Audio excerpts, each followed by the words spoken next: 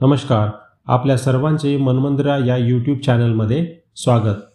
श्री गुरुचरित्र कथासार अध्याय 10वा. या अध्यायाचे वाचन केल्याने किंवा या अध्यायाचे श्रवण केल्याने ऐश्वर लाभते, तसेच घरामध्ये सुख शांती लाभते. श्री गणेशाय नमः. सिद्ध नामधारकाला म्हणाले, श्रीपाद गुरु दत्ताचे अनेक अवतार झाले, त्यासंबंधी सांगा. सिद्ध म्हणाले, क्षीरसागरात विष्णू रूपाने आहे, त्याशिवाय त्यांनी पृथ्वीवर अनेक अवतार घेतले, ही गोष्ट तू जाणतोस. त्याचप्रमाणे एका जागी स्थिर राहून सुद्धा योग बलाच्या सामर्थ्याने दत्तात्रय प्रभू कोठेही केव्हाही अवतार घेतात. या संबंधी एक उदाहरण. वल्लभेश नावाचा सुशील सदाचरणी ब्राह्मण होता. तो व्यापार करून कुटुंबाचा आपला उदरनिर्वाह चालत असे. धंदाही प्रामाणिकतेने करी. सकाळचे नित्यविधी झाल्यावर स्नान करून शुचिभूत होऊन मनोभावे देवपूजा करी. नंतर दुकानात धंद्यासाठी जाई. दरवर्षी करवरपुराला तो यात्रेमध्ये धंद्यासाठी येई. त्याच्या गावापासून करवरपूर जवळ होते. तेथे आल्यावर स्वामींचे दर्शन घेई. एका वर्षी त्याच्या मनात आले, आपल्याला व्यापारात उत्तम नफा झाला तर 1000 ब्राह्मणाला मिष्टान्नाचे भोग देईल. असा संकल्प करून गावोगावी हिंडून त्याच्या मालाची चांगली विक्री झाली. त्याला भरपूर नफा झाला. त्याला फार आनंद झाला. श्रीगुरूवरील त्याची श्रद्धा अधिक दृढ झाली.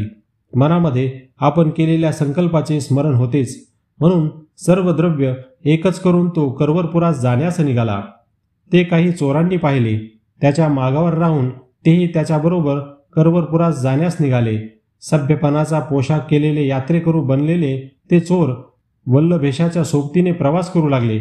आम्ही पण दरवर्षी यात्रेला करवरपुराला जातो, चला आपण सगळे बरोबर जाऊ. रस्त्याने जाताना रात्र झाली. एक निर्जन एकांत स्थान बघून चोरांनी आपले खरे रूप दाखवले. त्या दृष्ट कठोर हृदयाच्या चोरांनी वल्लभेशाचे शीर धडावेगळे केले व त्याचे सर्व द्रव्य हिरावून घेतले.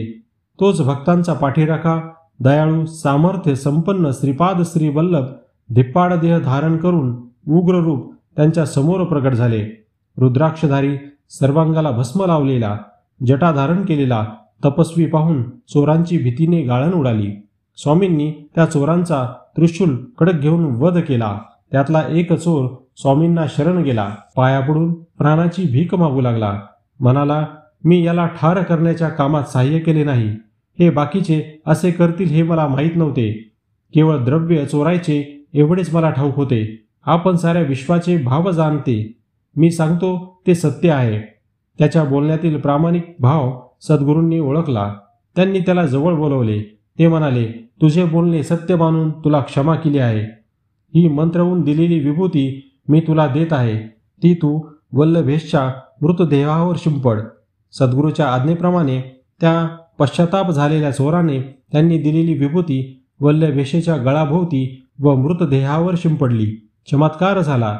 मृत वल्लभेश तात्काळ जिवंत होऊन उठून बसला. त्यावेळी सूर्योदय होत होता. सद्गुरू अदृश्य झाले. आपण एवढ्या वेळ झोपलो होतो की काय, असे वाटून ब्राह्मण वल्लभेशाने सहप्रवाशाला विचारले, बाकीच्या सहप्रवाशाला कोणी मारले? आपण इथे कसे आलोत? तेव्हा त्या सहप्रवासी चोराने त्यांना घडलेली सर्व घटना सांगितली. एक जटा भस्म रुद्राक्ष धारण केलेला धिप्पाड यती येथे आला. तुला बाकीच्या सहप्रवाशांनी ठार केले व तुझ्याजवळचे द्रव्य हिरावून ते पुढे पळून जाणार होते, पण त्या यतीने त्यांना त्रिशूल खडक घेऊन त्यांना ठार केले. संजीवनी विभूती काढून तुझ्या मृत देहावर शिंपडून तुला जिवंत केले. मी त्यांना शरण गेलो, कारण मी निरपराधी होतो. सद्गुरूंनी मला क्षमा केली. हे ऐकताच वल्लभेश आजूबाजूला शोध घेऊ लागला. सद्गुरूचे दर्शन होईल म्हणून प्रत्येकाला विचारू लागला, परंतु अशा वर्णनाचा संन्यासी पाहिलाच नाही, असे प्रत्येकजण सांगू लागले. वल्लभेश ब्राह्मणाचे अंतकरण भरून आले. त्याने सद्गुरूला मनोमन नमस्कार केला, कारण हे काम श्रीगुरूंचे असले पाहिजे अशी त्याची श्रद्धा होती. चोराजवळील सर्व धनद्रव्य घेऊन तो करवरपूर क्षेत्री गेला. सोबत आपल्या साथीदाराला घेतले. तेथे श्रीपादुकांची अनन्य भावे पूजा केली. 4 सहस्त्र ब्राह्मणांना मिष्टान्नाचे भोजन दिले. ब्राह्मण तृप्त झाले. त्यांनी वल्लभेशला भरभरून आशीर्वाद दिले. त्यांचे पुढील आयुष्य श्रीगुरूंच्या भक्तिभावात आनंदात सुखात गेले. सिद्धमुनी नामधारकाला म्हणाले, असा त्या करवरपुराचा श्रीपाद महिमा आहे. श्रीगुरु अदृश्य रूपाने करवरपुरात वावरत आहेत.